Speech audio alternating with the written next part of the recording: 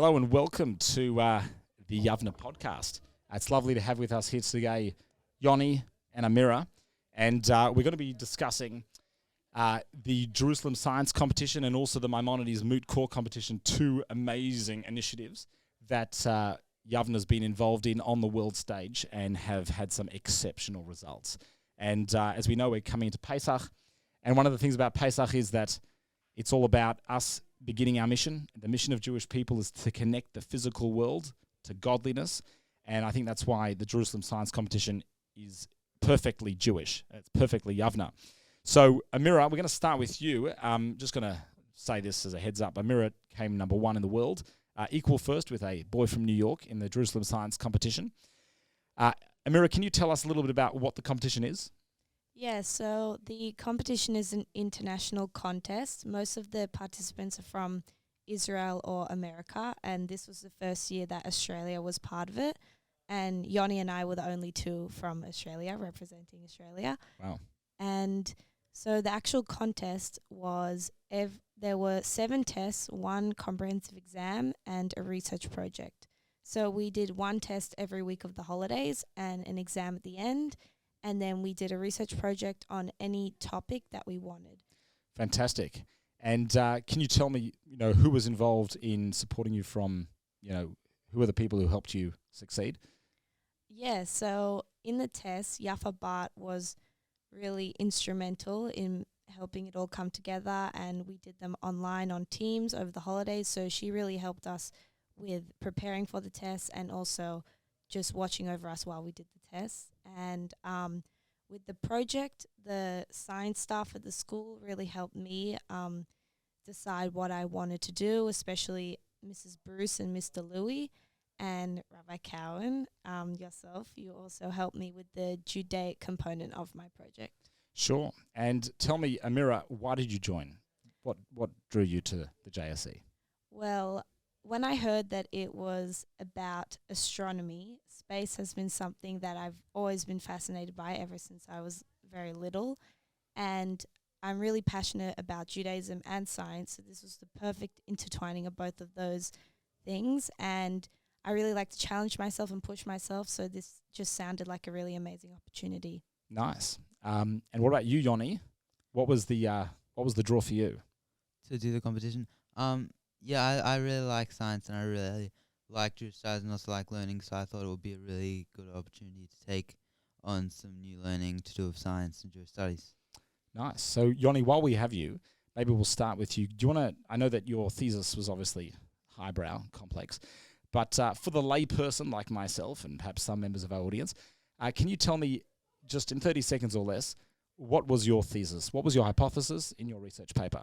My thesis was on the rotation of satellites and on why it's synchronous. So synchronous rotation is basically where the satellite rotates and orbits at the same speed so that one side is always facing the mother body. Like with the moon and the earth, we can only see one side of the moon because it's always facing the earth. And it's also the same case with Mercury and the sun, and there's countless other examples in our solar system. But basically my hypothesis was that this was caused by the gravity of the planet and the moon, like the gravity of the planet attracting the moon, and it's as if the moon's actually on the planet and it's within its gravitational field that it's like something on the earth, like a tree. It rotates with the earth. Yeah. Shockingly, I did understand that. And tell us, what were the Torah components? What were you exploring that was from a Jewish angle? Basically, one of where you would pray if you are on the moon was one of the questions, and also when you would keep Rosh Chodesh on the moon, and of course, Yoni, there for our audience, Rosh Chodesh is right. That's determined by the relationship of what's visible in the moon vis-a-vis the Earth. So when you're on the moon, seemingly it's always visible. So what is the answer to your question? When do you keep Rosh Chodesh if you're on the moon? You keep it by Jerusalem time. Okay, fair enough. And I guess that relates to, like us in Australia, we still keep the Molad, the new moon of Jerusalem time as well. So I guess maybe there's an analogy there. Yeah. Okay, awesome. So Amira, tell us about yours. What was your thesis? My thesis was titled The Relationship Between Supermassive Black Holes and the Properties of the Host Galaxies. So what that means is basically in most galaxies, there is one really big black hole in the center, and that has an effect on the galaxy around it. So I wanted to explore if what the effects were and how much of an effect that black hole had on the galaxy. So the three properties I looked into were bulge mass, which is the mass of the central bulge of the galaxy, bulge luminosity, how bright the galaxy is, and stellar velocity dispersion, which is how fast the stars are moving in the galaxy. So, yeah, I did find a strong correlation between all those three properties and it to the bulge, to the mass of the black hole. So that is fascinating, and I have to say I understood a little bit less than Yoni's, but it does sound pretty highbrow, and the audience can read the paper themselves. Can you tell us how on earth does that relate to anything in Torah? What's its connection to Judaism? Yeah, so obviously there's no pasuk in the Torah that says Hashem said to Avram, look at the black hole. But so I had to get a little bit creative. So there is an idea in Hasidic philosophy and Kabbalah that everything in our physical world is a reflection of something in the spiritual world. So therefore, the relationship between a black hole and its galaxy must also be a spiritual relationship. So I wanted to specifically focus on the relationship between bulge luminosity, how bright the galaxy is, and the black hole, because the black hole is the darkest object in the universe. So I thought that was really interesting, the relationship between extreme brightness and extreme darkness.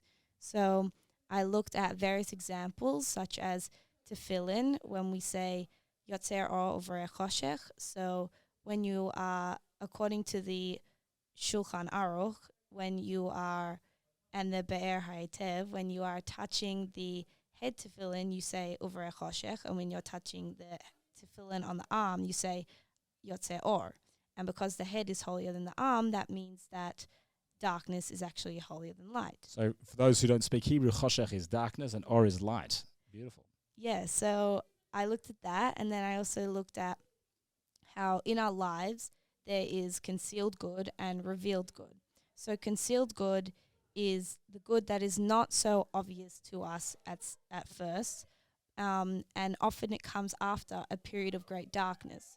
For example, in Jewish history, we can look at Yetziat Mitzrayim, which is in the Pesach story as well. And when we were slaves in Egypt, that was a period of extreme darkness for the Jewish people. But once we left Yetziat Mitzrayim, we got Matan Torah. We were given the Torah, and that was one of the brightest moments in Jewish history. Also, similarly, the Holocaust and the creation of the State of Israel. The Holocaust was a really dark moment in Jewish history, and it caused a lot of people to lose their faith in Hashem. But 3 years later, we got the State of Israel, which is one of the greatest moments in modern Jewish history. So those are just examples of how the how the physical connection between darkness and light in the example of black holes is also spiritual. Wow. And I think the idea is unbelievable, and also your articulation of the idea is incredible. And thank you. I'm sure our listeners really are blown away by that. So I have a question. We'll start with Yoni. My question is, how have you changed in your appreciation of both Torah and science from before the research project or before this whole experience to afterwards? What's changed in you? I think what's changed for me is seeing the connection between religion and science. Like before I did the project, I didn't really see them as connected. I saw them as two completely separate things. But in doing the project, it was very interesting to see the connections between them. That is phenomenal. Wow. And Amira, what about you? Yeah, similar to Yoni, I really gained an appreciation for the connection of Torah and science. Not just when doing my research project, but throughout the test, we would watch lectures and learn content on topics such as the Torah's view on and the Judaism's view on a possibility of aliens in space. So we learned a bunch of different topics to do with Judaism and Torah intertwining, and that was really amazing. And I also now have a deep appreciation for anybody who has written a a research paper or a PhD because I had no idea how much work went into that before, and we only had a little taste of that, of what we did. So it was really amazing. Amazing. And we'll conclude just with one more question for you, Amira, and that is, what's your message to the students of Yavneh? You know, this is the first year we've ran the Jerusalem Science Competition. What's your message to them? Do you recommend it to others? If so, with, you know, what sort of provisos? What are your thoughts? I would strongly encourage that anyone that has even the slightest interest in science or Judaism, which I'm sure is almost every kid in the school, should have a look into what the contest is about and should really consider taking part, because it's a once-in-a-lifetime opportunity, unless you do it twice. And it really was extremely eye-opening. I had no idea really what I was getting into, but the end result of all the knowledge that I've gained is really incredible. And I explored ideas that I never would have even thought of before, and it's just really amazing opportunity to gain a knowledge of things that you might not learn in school, but that you will definitely be really interested in. Thank you so much. I want to, first of all, just have some applause. Well done, guys. And want to say thank you for coming on board, and it's been an amazing, amazing journey. You've both done us incredibly proud. Yoni did incredibly well vis-a-vis the world. Amira, as we know, came equal first. Both of you are outstanding examples of what Yavneh stands for as a living, breathing, modern school and Orthodox school that brings and marries those two worlds together without compromising on either. Thank you so much. Thank you. Thank you, Okay, Rav. that's a pleasure. Having fun there? Having fun. Always so lovely to be here together with Carlia Slade, with Sadie, Boroda, Tahni, Paluch. You guys have always been champions, but now you've sort of become into official fame through your entry and success in the Maimonides Moot court competition, of which this group of expert lawyers, Torah lawyers, came third in their division of 12, competing internationally. And I'm going to start actually with you, Carlia, if you don't mind. My question to you is, can you tell the audience, what is the Maimonides Moot court competition? Well, glad you asked, Rabbi Cowen. Essentially, No worries. moot court is, when you go through uni, and a moot court is a mock course, essentially. And in our case, it was a Jewish moot court, but we weren't the lawyers. We were the actual judges. We were the Beit Din. And so that's what the competition is. And every year it's a different theme. This year it was who deserves a second chance. And more specifically, it was all about on university admissions, what, do we need to, do criminals need to, disclose, do they have a criminal record? Should there be a box? All these kind of things. And that's essentially what we did. So you're saying whether the university can exclude people on the basis of that criminal record. Yes, pretty much. And we like to, share the credit around. So no doubt there was someone involved in the process. Do you want to mention who sort of advised you through it? Shout out. So shout out to Mrs. Siegel. So that's our legal teacher. Mrs. Siegel was, She's our legal teacher, actually. 3-4. We saw a lot of her some days. We would see her 4 hours in a row for different subjects. Yes. But we really couldn't have done it without her. She was Yeah. amazing. She took us through all the sources and helped us organize our arguments so that they were more proper and legislative. I don't know, more proper in their legal style. terminology Yes. and stuff like that. And she's amazing. So Amazing. She's really good. We also had help from yourself and Yeah. from Yafna, as well Lots as and Rabbi lots. Danny had a session with us. Yes. which was very interesting. And Yafna Bart, for our audience, she's the head of Jewish Studies Curriculum Support, and so she sort of brought this opportunity to you guys. So tell me, give us an example, Carlia, we'll come back to you. Give us an example of a kind of halachic argument that you brought for the case that you were addressing. There was quite a few. One that really stood out for me was the case of the butcher in Sanhedrin, And it was all about, can we trust this person again?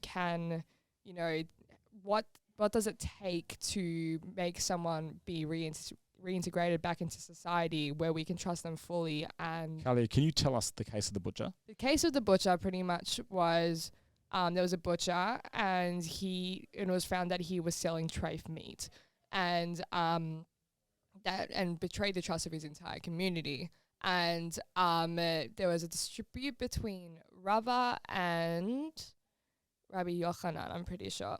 And one said that, he says sorry and come back in. Okay, yeah, that's fine. But one went further and said, well, no, he has to say sorry 100%, but he has to also be put in the same position again and not re-offend. And that really stood out for me and really, I think, really shaped what we came up with.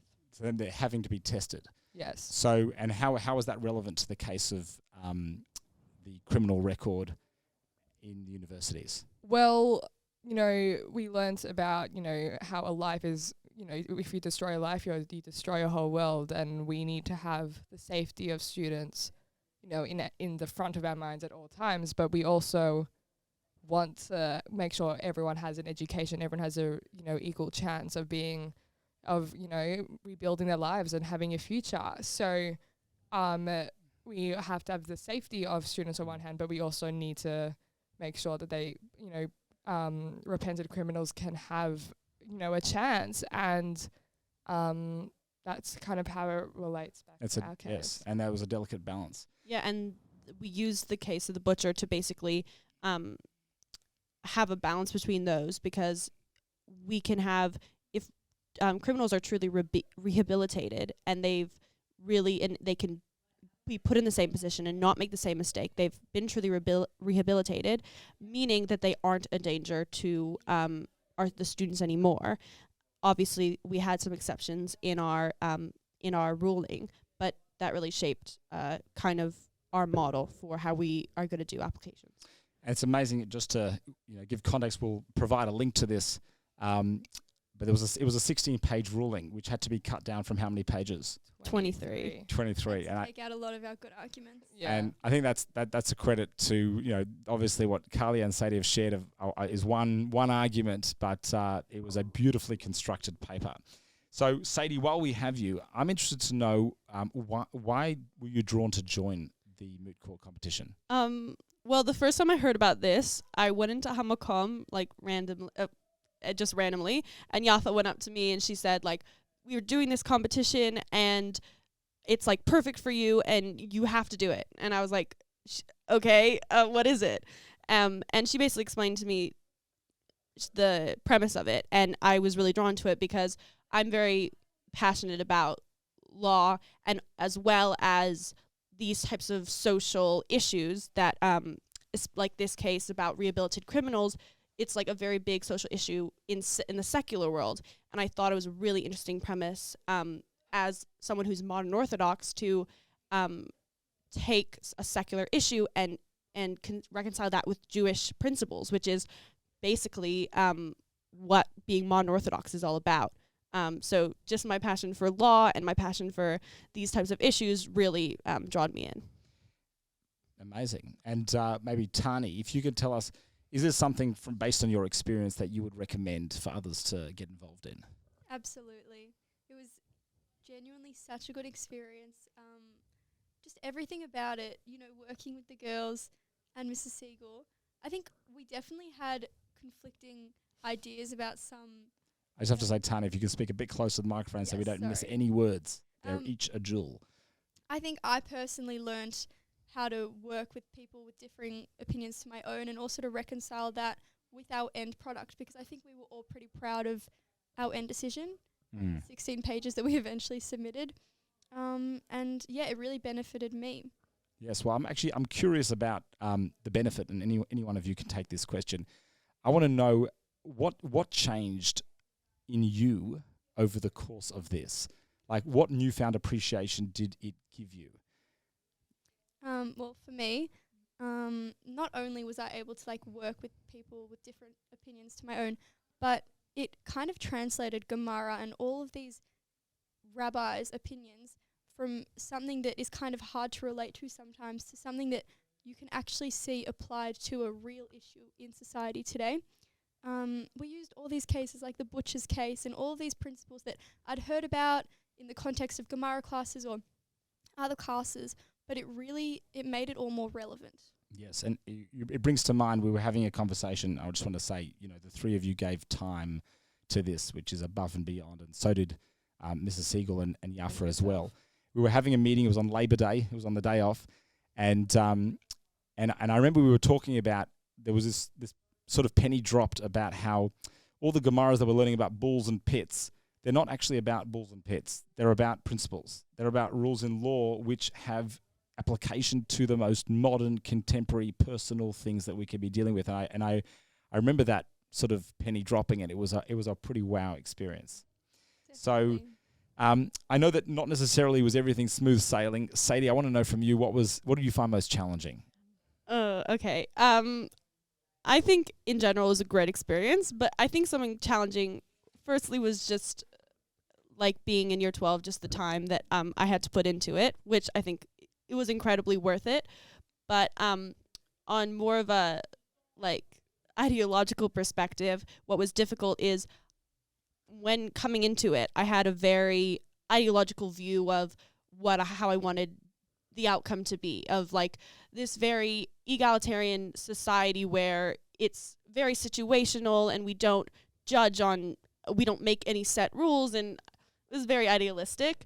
And Tahni especially kind of helped me bring me back down to earth and saying, yeah, but that's not realistic. Like, you need set rules, you need boundaries, you need to sometimes discriminate in order for the safety and the benefit of the rest of the community. And that was just a struggle that I found.